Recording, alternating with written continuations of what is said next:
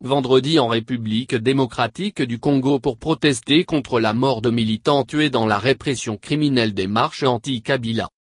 Observons une journée ville morte ce vendredi 9 mars 2018 en mémoire de nos frères et sœurs que l'ennemi a lâchement abattus, a déclaré à la presse Gloria Sanga, militante du mouvement Lutte pour le changement, Lucha.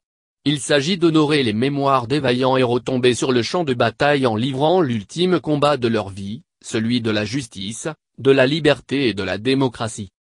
Le 25 février, 2 personnes ont été tuées par balle en marge des marches organisées par le Comité laïque de coordination, CLC, Eric Bolokoloko, 18 ans, et Rossi Mukandi, 35 ans, initiateur du mouvement collectif 2016.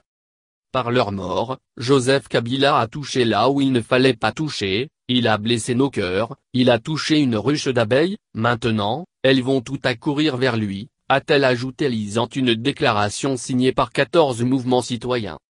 Les 2 agents auteurs de ces bavures ont été arrêtés, selon la police. L'auteur du tir qui a coûté la vie à Eric Bolokoloko a été condamné à la prison à perpétuité à l'issue d'un procès express.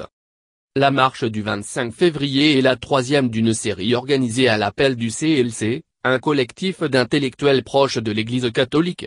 Ces manifestations ont déjà fait 17 morts d'après l'Église catholique et la Mission des Nations Unies au Congo, MONUSCO.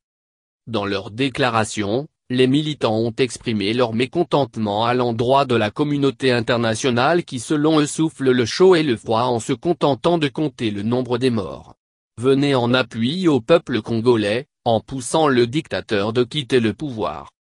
Plusieurs dizaines de militants présents ont entonné en chœur pendant des longues minutes, « Le peuple gagne toujours », un slogan lancé par Rossi Mukandi de son vivant. Les manifestants demandent au président Joseph Kabila, dont le mandat s'est achevé en décembre 2016, de déclarer publiquement qu'il ne se représentera pas à la présidentielle prévue le 23 décembre 2018. Le climat politique est très tendu en RDC.